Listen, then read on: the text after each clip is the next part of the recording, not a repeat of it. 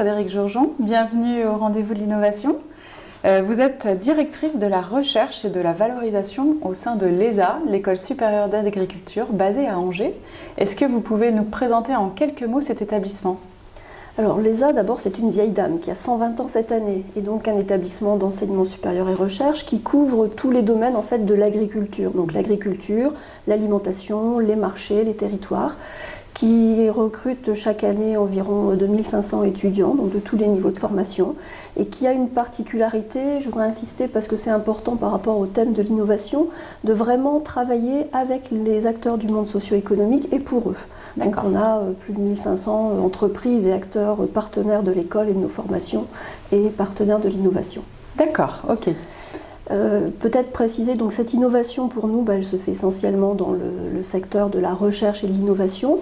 Et c'est un peu notre ADN de l'école, c'est vraiment de travailler au service, donc une recherche partenariale avec les acteurs et pour les acteurs, et avec une finalité dans nos 5 unités de recherche de produire en fait une nouvelle agriculture et de produire des innovations pour ces acteurs du monde socio-économique. Donc 5 unités de recherche qui couvrent les différents domaines de l'agriculture, de la production agricole à la production animale, à l'alimentation, au paysage, aux acteurs, donc avec des dimensions économiques et sociologiques, et adossé à ces unités de recherche pour renforcer ce lien avec les entreprises, des chaires, écoles, entreprises sur 3 domaines qui couvrent un peu tous les champs de l'agriculture. D'accord, très bien. Alors justement, le secteur agricole, c'est vraiment un secteur en pleine mutation en ce moment, en proie à de nombreux bouleversements aussi technologiques. Comment est-ce que vous accompagnez ce processus d'innovation au sein de ce secteur agricole ? Alors je pense que c'est un processus peut-être assez classique, mais ce qui va nous différencier dans le terme c'est la volonté d'accompagner justement tout au long de la chaîne cette innovation. Ça commence pour nous avec des capteurs de terrain. En fait, nos capteurs, c'est nos étudiants déjà, parce que nos étudiants, on les accompagne beaucoup, on va les visiter en entreprise, en apprentissage. Et ces capteurs, en fait, on a tous nos sens en éveil et on va régulièrement être à l'écoute. Donc on a beaucoup d'écoute par rapport aux enjeux sociétaux, aux questions que vont remonter les entreprises. Donc c'est beaucoup d'écoute, de dialogue, de reformulation de leurs questions en questions de recherche, en questions d'innovation. Et après, en fait, notre particularité, c'est aussi d'accompagner tout au long de la chaîne. Donc on va vraiment travailler avec nos partenaires, on va rechercher les financements pour eux, on va monter les projets, rechercher les autres partenaires. On croit beaucoup au travail d'interdisciplinarité. L'innovation aujourd'hui, elle naît de cette rencontre entre des gens du terrain, des chercheurs, mais aussi d'autres domaines. Donc on a cette capacité à fédérer, à mobiliser différents partenaires. Et puis tout un travail de co-construction avec ces acteurs, donc une posture vraiment de dialogue, de rencontre, d'écoute, et au final, un partenariat gagnant-gagnant qui se traduit par de l'innovation. D'accord, alors est-ce que vous avez justement concrètement des exemples de solutions innovantes que vous avez pu lancer ? Alors, un exemple peut-être assez marquant en ce moment, donc c'est un projet en cours. On a tous en tête des objets connectés, les lunettes connectées, le chien, même des applications qui permettent de retrouver son chien. Ça s'appelle Wekiki. Et bien nous, on est en train de développer une application, un système pour retrouver les vaches. Alors on dirait les vaches, ça se trouve plus facilement, mais le travail en fait, c'est de construire un projet autour des vaches connectées. Et le but, c'est de remettre les vaches dans les prés. Ça paraît surprenant, mais aujourd'hui, il y a très peu de vaches qui sont encore en pré. Et pour différentes raisons. Et en fait, notre travail va permettre... alors, c'est un travail en partenariat avec plusieurs équipes de recherche, les EO à Angers, l'ONIRIS, qui est une école vétérinaire à Nantes, et une grosse entreprise, Terrena.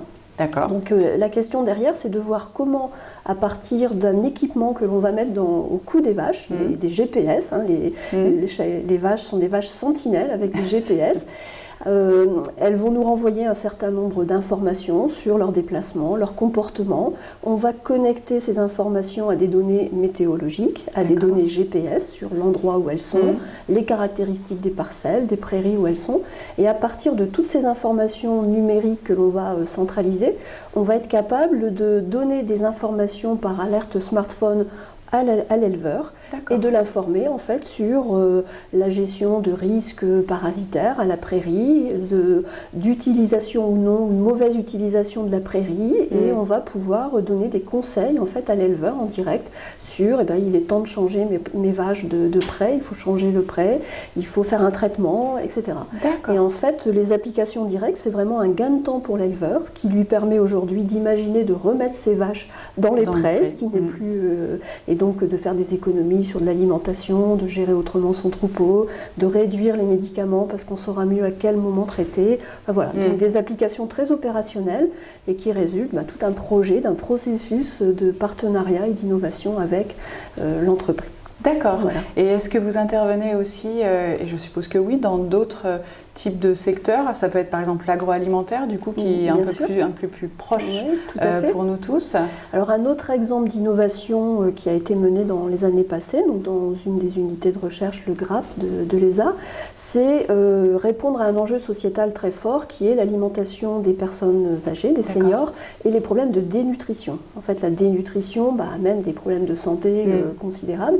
Et en fait, une approche qui a été développée toujours en partenariat avec plusieurs équipes scientifiques, des collègues de l'INRA, qui est un centre national sur l'agronomie, mais aussi des médecins, des CHU, des hôpitaux, des personnels et des directeurs de maisons de retraite, des industriels. En fait, on a élaboré tout un programme de recherche pour, d'une part, savoir aller définir en fait quelles sont les préférences alimentaires des personnes âgées, avec des méthodes bien spécifiques pour aller les interroger, mesurer leur goût.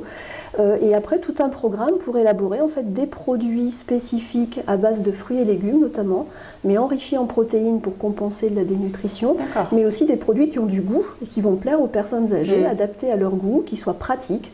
Et voilà, et ça c'est un projet qui a donné des recettes nouvelles que les industriels aujourd'hui commercialisent et qui sont diffusées dans les maisons de retraite. D'accord, voilà, très bien. Autre exemple. Parfait. Merci beaucoup. Merci à vous. Et puis à bientôt. Au revoir. Au revoir.